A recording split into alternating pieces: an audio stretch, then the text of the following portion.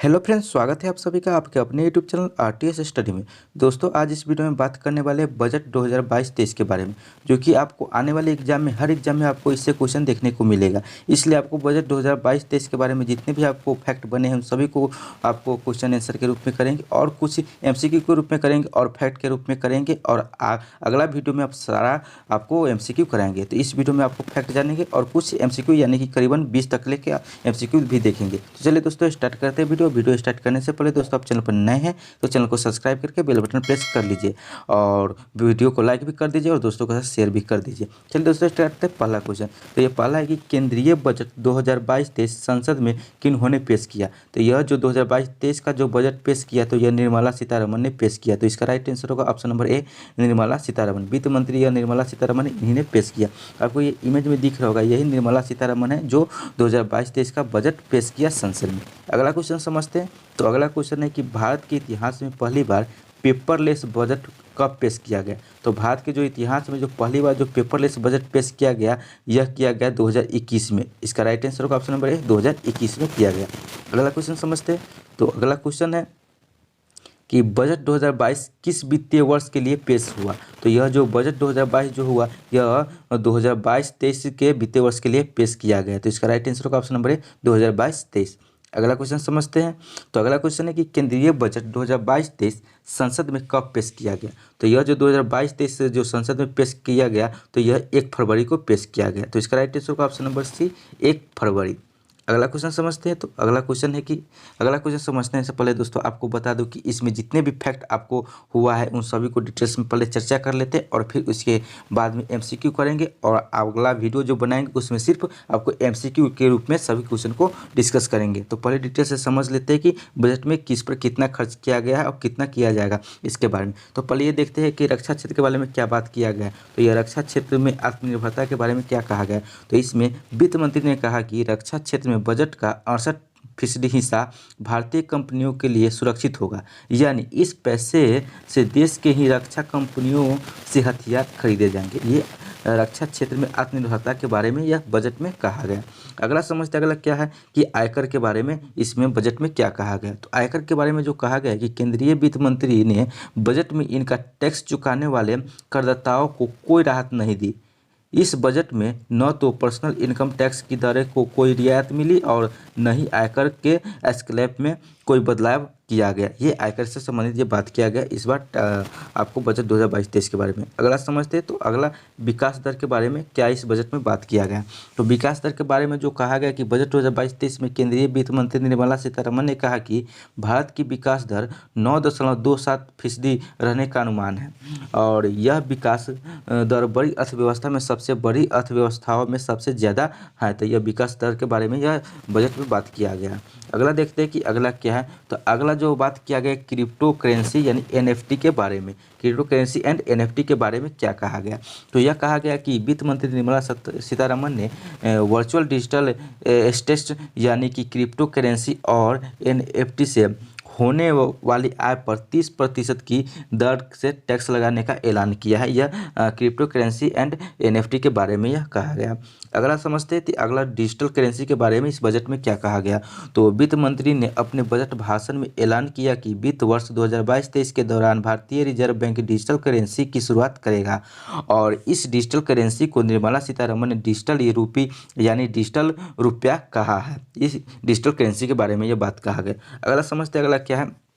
तो पीएम आवास योजना के बारे में इस बजट में बात किया गया कि वित्त मंत्री ने कहा कि पीएम आवास योजना के लिए 48,000 करोड़ आवंटित किए गए हैं और इस योजना के तहत 80 लाख नए मकान बनाए जाएंगे। यह पीएम आवास योजना के बारे में यह कहा गया।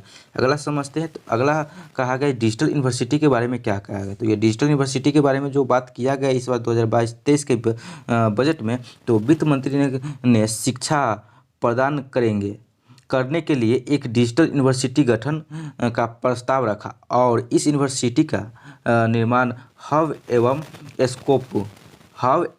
स्पोक मॉडल के आधार पर किया जाए। किस मॉडल पर आधार पर किया जाएगा? तो हब एवं स्पोक मॉडल के आधार पर किया जाएगा। ये बात किया गया डिजिटल यूनिवर्सिटी के बारे में इस बार 2022-23 के बजट के बारे में। ये आपको ध्यान रखना, ये point very very important question है जो आपको एग्जाम ऑफ पॉइंट व्यू से वेरी वेरी क्वेश्चन है। तो अगला समझते हैं, अगला क्या तो कॉर्पोरेट टैक्स में कमी के बारे में इस बार बजट में क्या बात किया गया। तो यह कॉर्पोरेट टैक्स में कमी के बारे में, जो कॉर्पोरेट टैक्स 18% से घटाकर 15% किया गया है। ये बड़ी क्वेश्चन है जो आपको एग्जाम में पूछा ही जाएगा कि कॉर्पोरेट टैक्स 18% से घटाकर कितना किया गया। तो आपको याद रखना है कि 15% किया गया। और कॉर्पोरेट टैक्स पर सरचार्ज भी 12% से घटाकर 7% कर दिया। ये वेरी वेरी इंपॉर्टेंट क्वेश्चन आपको एग्जाम पॉइंट व्यू से बनता है।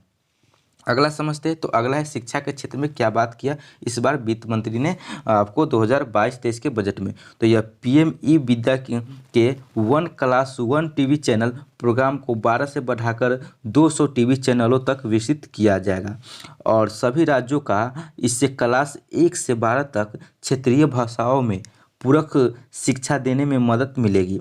और इसमें बात कहा गया कि राज्यों को कृषि विश्वविद्यालयों का पाठ्यक्रम संशोधित करने के लिए प्रोत्साहित किया जाएगा ताकि प्राकृतिक जीरो बजट और ऑर्गेनिक फार्मिंग के साथ आधुनिक दौर पर की खेती की ज़रूरत को पूरा किया जा सके। इस बार यह शिक्षा के क्षेत्र में बात बजट में किया गया, ये आपको पॉइंट ध्यान रखना होगा।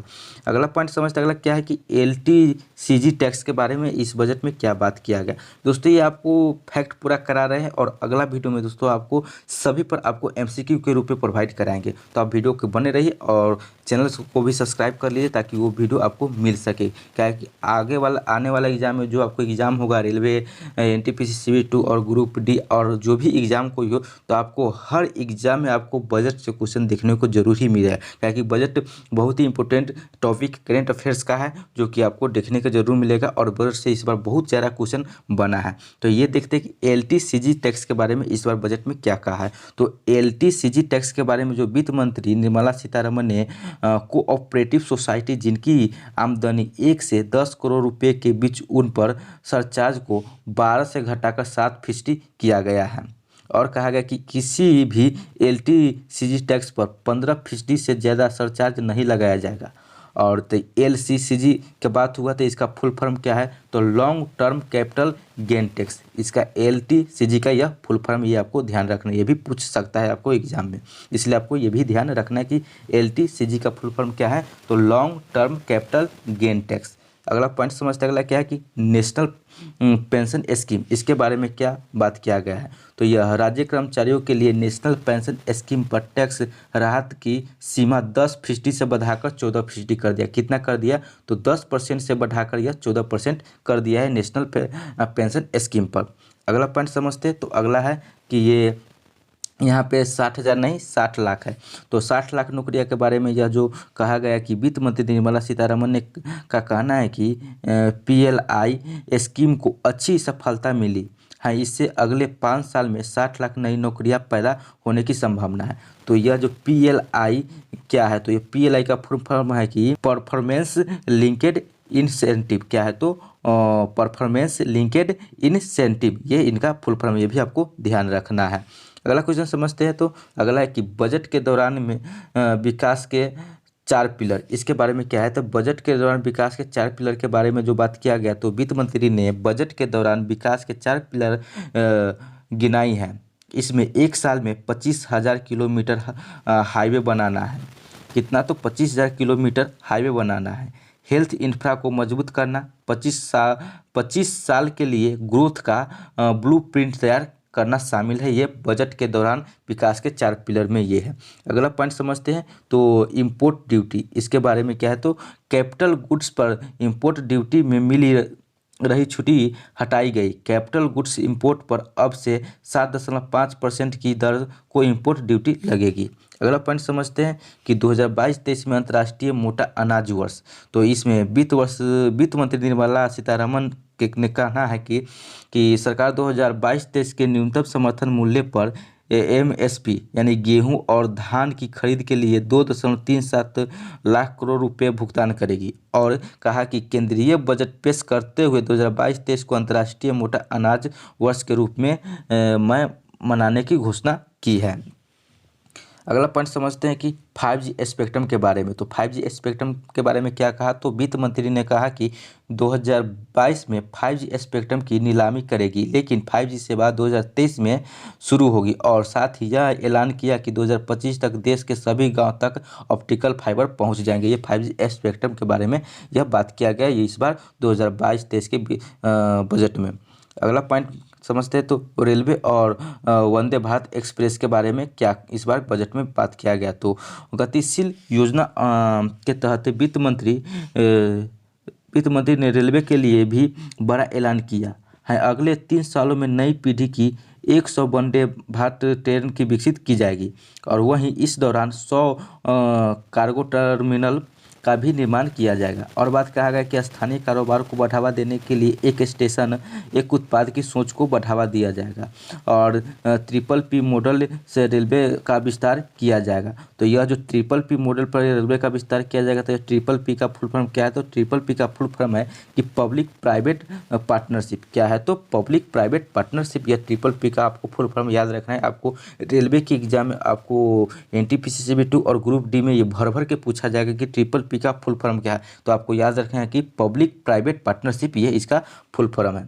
अगला पॉइंट समझते हैं पूर्वोत्तर के विकास के लिए। तो इसमें वित्त मंत्री ने इस बजट के पूर्वोत्तर के विकास के लिए 1500 करोड़ रुपए आवंटित किए गए हैं, ये बात किया गया है। अगला पॉइंट समझते हैं राजकोषीय घाटा। राजकोषीय घाटा के बारे में वित्त मंत्री 2021-22 वित्त वर्ष 2021-22 में राजकोषीय घाटा 6.9%, 2022-23 में 6.4% रहने का अनुमान लगाया है। अगला पॉइंट समझते हैं। अगला पॉइंट में जो कहा गया कि वर्चुअल डिजिटल एसेट्स के बारे में। तो यह जो वर्चुअल डिजिटल एसेट्स में आमदनी पर 30% टैक्स लगेगा। कितना प्रतिशत, तो 30% टैक्स लगेगा। और तरासे और पॉलिश हीरे रत्नों का सीमा शुल्क घटकर 5% किया गया। पूर्वोत्तर के विकास के लिए नई योजना PM विकास पहल, डिजिटल भुगतान को बढ़ावा देने को शुरू होंगे 75 डिजिटल बैंक और ई-पासपोर्ट को 2022 में लॉन्च किया जाएगा और चिप आधारित ई-पासपोर्ट जारी किए जाएंगे जो 2047 तक भारत की आधी आबादी शहरों में रहेगी। तो दोस्तों ये था आपको इसका बजट का पूरा फैक्ट। अब इसका फिर MCQ कर लेते हैं, जो इसका मेन क्वेश्चन सब जो बनता है, जो आपको स्टैटिक जीके से संबंधित भी क्वेश्चन बनता है, इन सभी का आपको इस बजट का सभी क्वेश्चन आपको MCQ के रूप में कर लेते हैं। और नेक्स्ट वीडियो जो बनाएंगे आपको, तो उसमें जितना भी इस साल का बजट जो 2022 में पेश किया गया है, उन सभी का MCQ, जितना भी फैक्ट कराया आपको पॉइंट, उन सभी पर आपको वीडियो MCQ के रूप में बनाएंगे। अभी देखते हैं कि स्टैटिक जीके के रूप में जो आपको बजट से संबंधित पूछा जाएगा सारा क्वेश्चन, उसको आप कर लेते हैं। तो ये क्वेश्चन है कि संविधान के किस अनुच्छेद में बजट शब्द का प्रयोग किया गया है। तो यह जो संविधान का जो किसी भी अनुच्छेद ऐसा नहीं है जिसमें बजट का पेश किया गया है। बजट का जो चर्चा जो है, जो किसी भी अनुच्छेद में यह चर्चा नहीं किया गया है। तो इसका राइट आंसर होगा किसी भी अनुच्छेद में नहीं, तो इसका राइट ऑप्शन नंबर डी हो जाएगा। अगला क्वेश्चन समझते हैं कि संविधान में बजट शब्द की जगह क्या प्रयोग हुआ है। तो यह जो संविधान में जो बजट शब्द की जगह जो प्रयोग हुआ है, तो यह जो प्रयोग हुआ है कि एनुअल फाइनेंस स्टेटमेंट और हिंदी में वार्षिक वित्तीय विवरण, यह संविधान में बजट शब्द का प्रयोग किया गया। सब बजट शब्द की जगह पर यही प्रयोग किया गया है, एनुअल फाइनेंशियल स्टेटमेंट और वार्षिक वित्तीय विवरण। इसलिए इसका आंसर हो जाएगा ऑप्शन नंबर सी, उपयुक्त दोनों। ये दोनों है जो ये संविधान के बजट शब्द के जगह पर यह प्रयोग किया गया है। अगला क्वेश्चन समझते हैं कि वार्षिक वित्तीय विवरण का जिक्र संविधान के किस अनुच्छेद में किया गया है। तो यह जो वार्षिक वित्तीय विवरण का जो है जिक्र है ना, जो अनुच्छेद 112 में यह किया गया है। तो इसका राइट आंसर होगा ऑप्शन नंबर सी, अनुच्छेद 112। अगला क्वेश्चन समझते हैं कि हमारे देश की पहली महिला वित्त मंत्री कौन बनी। तो यह जो हमारे देश की जो पहली महिला वित्त मंत्री यह जो बनी है, तो यह आपको निर्मला सीतारमण बनी है। तो इसका राइट आंसर होगा option number D, Nirmala Sitharaman. अगला क्वेश्चन समझते हैं। तो अगला क्वेश्चन है कि बजट में क्या होता है। तो जो बजट में होता है, तो यह होता है सरकार की आमदनी और प्रस्तावित योजनाओं पर होने वाले खर्च का विवरण, सरकार की कमाई और खर्च का ब्यौरा, मंत्रालयों को उनके खर्च के लिए धनराशि का आवंटन, ये सब आपको बजट में होता है। इसलिए इसका राइट आंसर होगा ऑप्शन नंबर डी, उपयुक्त सभी। ये जो ऊपर 3 पॉइंट दिया है ये सभी आपको बजट में होता है। अगला क्वेश्चन समझते हैं। तो अगला क्वेश्चन है कि लगातार चौथी बार बजट पेश करने वाली पहली महिला वित्त मंत्री कौन बनी है? तो यह जो बनी है निर्मला सीतारमण, जो लगातार चौथी बार बजट पेश करने वाली पहली महिला वित्त मंत्री बनी है। जो आपको इमेज में दिख रहा होगा यही निर्मला सीतारमण है, जो लगातार चौथी बार बजट पेश करने वाली जो पहली महिला वित्त मंत्री बनी है। अगला क्वेश्चन समझते हैं। तो अगला क्वेश्चन है भारत के कितने प्रधानमंत्री ने प्रधानमंत्री रहते हुए बजट पेश किया? तो यह जो है जो 3 प्रधानमंत्री ऐसे जो है जो प्रधानमंत्री पद पर रहते हुए बजट पेश किया है। अगला क्वेश्चन समझते हैं कि भारत के किन 3 प्रधानमंत्रियों ने प्रधानमंत्री पद पर रहते हुए बजट पेश किया? 3 तो प्रधानमंत्री जो है जो प्रधानमंत्री पद पर रहते हुए बजट पेश किया, तो वो 3 कौन कौन से हैं? तो जवाहरलाल नेहरू, राजीव गांधी और इंदिरा गांधी, ये तीनों है जो प्रधानमंत्री के पद पर रहते हुए बजट पेश किया। तो इसका राइट आंसर होगा ऑप्शन नंबर डी, उपयुक्त सभी। अगला क्वेश्चन समझते हैं। स्वतंत्र भारत का पहला बजट किसने पेश किया? तो यह जो स्वतंत्र भारत का जो पहला बजट जो था जो आर.के. शनमुखम सेठी ने पेश किया। ये आपको इमेज में दिख रहा होगा, यही जो है आर.के. शनमुखम सेठी, इन्हीं ने स्वतंत्र भारत का पहला बजट पेश किया। तो इसका राइट आंसर होगा option number A, R K. Shanmukham Chetty. ये आपको ध्यान रखना है, ये वेरी वेरी स्ट्रेटेजी का एक इंपॉर्टेंट क्वेश्चन बनता है जो आपको एग्जाम में पूछा ही जाएगा। अगला क्वेश्चन समझते हैं कि स्वतंत्र भारत का पहला बजट जो शनमुखम सेठी ने पेश किया वो कब किया? तो वह जो किया तो 26 नवंबर 1947 को यह जो स्वतंत्र भारत का पहला बजट पेश किया गया वो भी शनमुखम सेठी के द्वारा पेश किया गया। तो इसका राइट आंसर होगा ऑप्शन नंबर सी, 26 नवंबर 1947 को किया गया। अगला क्वेश्चन है कि बजट शब्द का अर्थ क्या होता है? तो यह जो बजट शब्द है इसका अर्थ होता है चमड़े का थैला। क्या होता है? तो चमड़े का थैला, ये आपको याद रखना है। इसका राइट आंसर होगा ऑप्शन नंबर ए, चमड़े का थैला। अगला क्वेश्चन समझते हैं कि बजट शब्द की उत्पत्ति किस भाषा से हुई है? तो यह जो बजट है जिसका अर्थ होता है चमड़े का थैला, इसका उत्पत्ति जो हुआ है तो यह फ्रेंच भाषा से हुआ है। ये आपको याद रखना है कि किस भाषा से हुआ है, तो फ्रेंच भाषा से हुआ है। तो इसका राइट आंसर होगा ऑप्शन नंबर बी। अगला क्वेश्चन समझते हैं कि भारतीय बजट व्यवस्था का जनक किसे कहा जाता है? तो यह जो भारतीय बजट व्यवस्था का जनक है जो यह जेम्स विल्सन को कहा जाता है। तो इसका राइट आंसर होगा ऑप्शन नंबर ए, जेम्स विल्सन। आपको इमेज में दिख रहा होगा यही जो जेम्स विल्सन, इन्हीं को भारतीय बजट व्यवस्था का जनक कहा जाता है। अगला क्वेश्चन समझते हैं कि भारत में पहला बजट किसने पेश किया? तो यह भारत में पहला बजट, तो यह जो भारत में पहला बजट जो पेश किया तो यह पेश किया ईस्ट इंडिया कंपनी के जेम्स विल्सन ने किया। जो भारत में, ये बड़ी आपको इम्पोर्टेंट क्वेश्चन है कि भारत में कौन, भारत में पहला बजट, तो यह ईस्ट इंडिया कंपनी के जेम्स विल्सन ने पेश किया। यहाँ पे इमेज में दिख रहा होगा यही है जो ईस्ट इंडिया कंपनी के जेम्स विल्सन, इन्हीं ने भारत में पहला बजट पेश किया। अगला क्वेश्चन समझते हैं कि भारत में पहला बजट कब पेश किया गया? तो भारत में जो पहला बजट जो पेश किया गया तो वह पेश किया गया आपको 18 फरवरी 1860 ईस्वी में। कब किया गया? तो 18 फरवरी 1860 ईस्वी में आपको भारत में पहला बजट पेश किया गया, जो भी वो भी जेम्स विल्सन के द्वारा पेश किया गया। किसके द्वारा? तो जेम्स विल्सन के द्वारा पेश किया गया। कब किया गया? तो 18 फरवरी 1860 में पेश किया गया। ये आपको याद रखना है, स्ट्रेटेजी का बहुत ही इंपॉर्टेंट क्वेश्चन है।